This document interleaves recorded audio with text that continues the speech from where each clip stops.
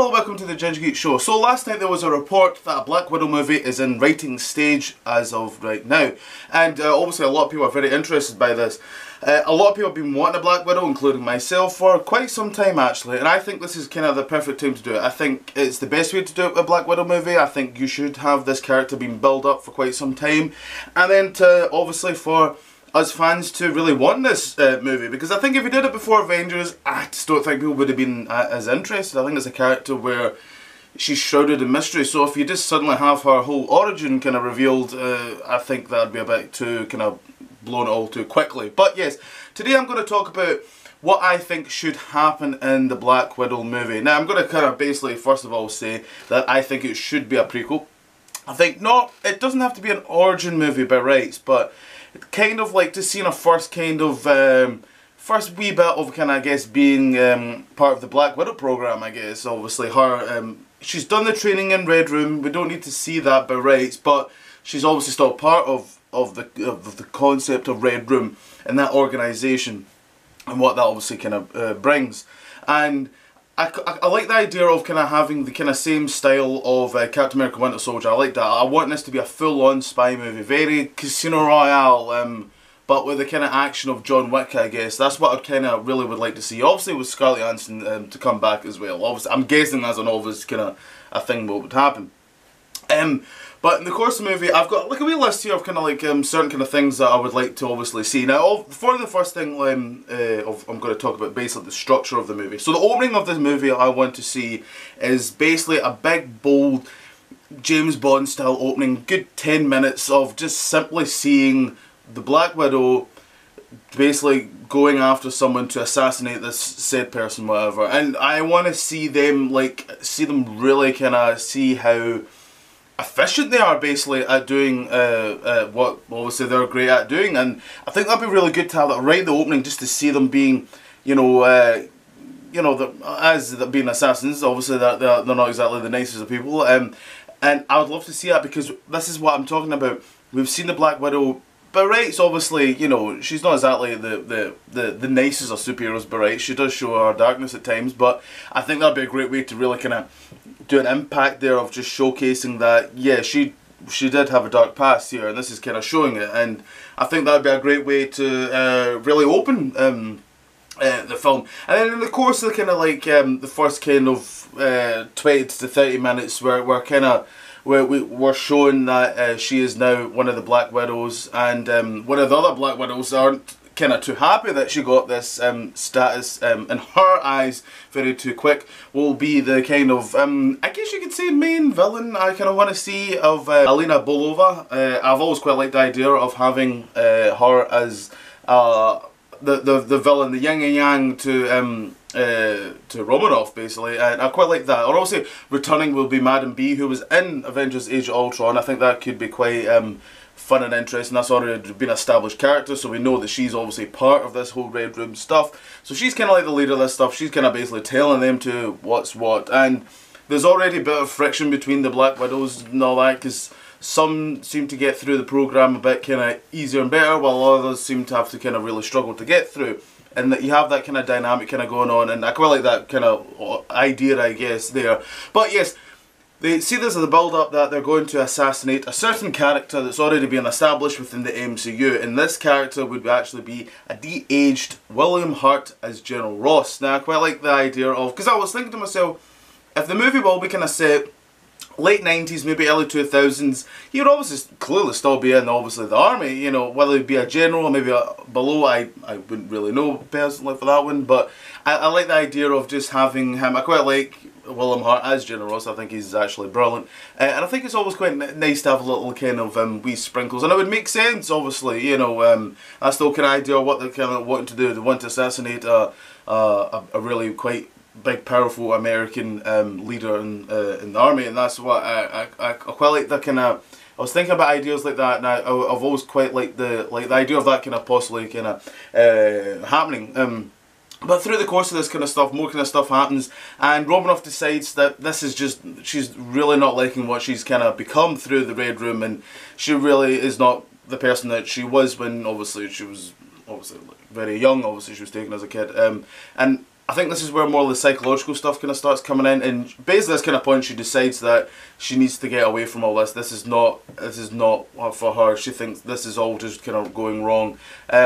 Especially because she finds out that Madam B and Red Room are actually after this nuclear device that that's out there that many people are actually wanting. The Russians are wanting it, the Americans are wanting it, S.H.I.E.L.D.'s wanting it, and obviously Madam B and Red Room are wanting it. So at this kind of stage, this is where Widow's deciding that there's something not right here, you know. She kind of believed that, you know, since she's been doing this program, that she was assassinating people, Bryce, in her view, for the better. But now she's starting to kind of notice where the cracks are starting to appear, and I would quite like this kind of happening kind of halfway through the movie. And this is kind of point now, this it very much becomes an on-the-run kind of type movie, and Madam B orders the other Black Widow of Alina to go against Black Widow to hunt her down, which she was actually quite fine with, because as I kind of says, they've had the kind of friction. There's something obviously not kind of healthy at that point. But in the course of the movie, when we kind of start seeing all this kind of stuff, we go to the Triskelion, which will be obviously fully built at that point, because obviously you saw the wee cameo in the Ant-Man movie. It wasn't obviously built at the time, but here we got the full-on proper espionage of S.H.I.E.L.D. now here, with a little bit of kind of younger Nick Fury here, and he's kind of noticing of this Black Widow of Romanoff, and he's starting to get a little bit interested of her. Just at this point, he's just kind of keeping an eye on her, just kind of seeing, oh, right, okay, I'm noticing what you're doing here.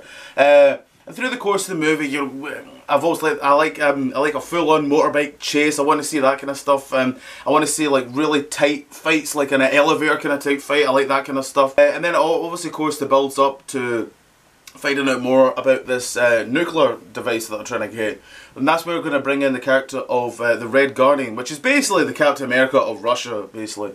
And I always quite like the idea of introducing this character, and I think this would be the perfect way to do so. And he kind of helps Romanoff to try and figure out where this ArcNet is, and they all kind of find out that's in Istanbul. So that's where the third kind of act will take place, in Istanbul. And I like this idea of like a three-way fight between the Russians, S.H.I.E.L.D. and Widow, basically, of trying to get this ArcNet, all for different reasons. And I like that kind of idea of these kind of like different views kind of bouncing off each other. And I also quite like the idea of kind of like there's a shootout that kind of happens basically, and they're all it's chaos kind of everywhere that's kind of happening. And at this kind of point, this is where kind of Fury orders Hawkeye, which was mentioned before in a movie, that he's to kill Black Widow. So he's obviously there as well. And through the kind of course of the third act, you find out kind of the villain on the Russian side, I guess, of General Gogol. That will be kind of his name there.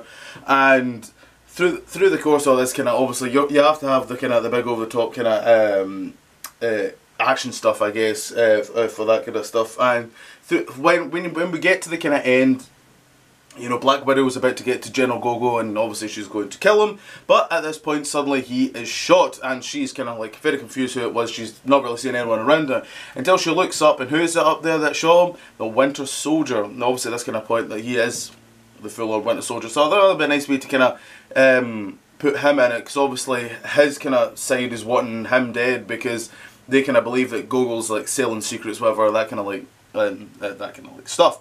And then of course obviously at the end of the movie the two Black Widows fight each other, which I think should be a really quite intense and fun fight.